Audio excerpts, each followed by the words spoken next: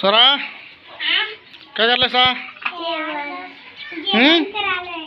कुठलं जेवण करायचं? भाकरी चपाती.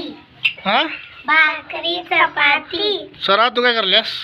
मी हा भात आणि आमटी आणि भाजी. आणि तू? मी दम बिर्याणी दम बिर्याणी आणि ज्यूस आणि बिर्याणी. ज्यूस आणि बिर्याणी. हा. होय कोण कोण येणार जेवायला? तुम्ही या की. हा तुम्ही या की. पैसे आहेत पैसे द्यायला लागते?